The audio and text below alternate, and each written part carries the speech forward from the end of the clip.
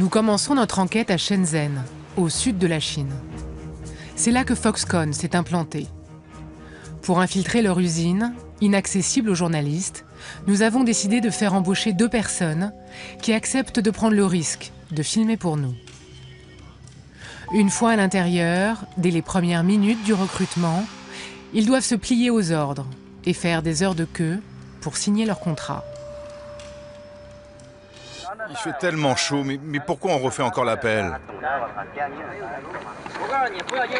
Tais-toi, tu gênes tous les autres. Arrête, il y a des centaines de personnes qui attendent à cause de toi. Bon, je reprends. Tout le monde devra se souvenir par cœur de sa place. Tu la fermes toi aussi, si tu veux parler, tu n'as qu'à venir ici.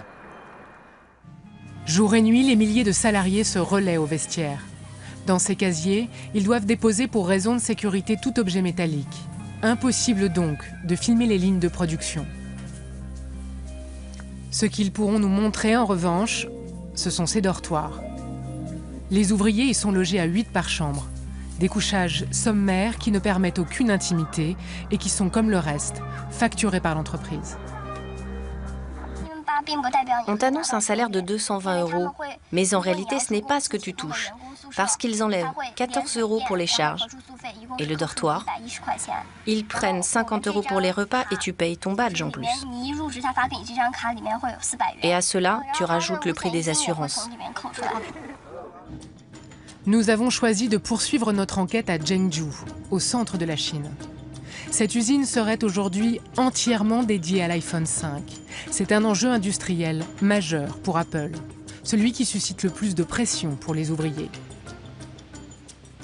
Tous les jours, 300 personnes démissionnent.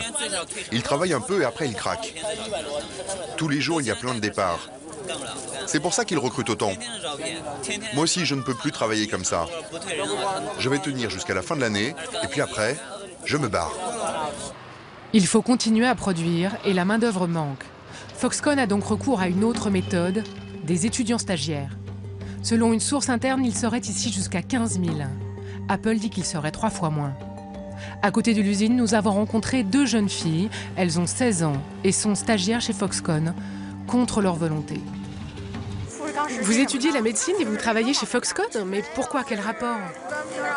Aucun. On travaille à la chaîne. Mais ce n'est pas en rapport avec vos études? Non, mais c'est l'école qui nous a envoyés ici.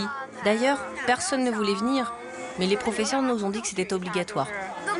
Qu'est-ce qui se serait passé si vous aviez refusé de venir? Il y en a qui disent qu'ils ne nous donneront pas de diplôme.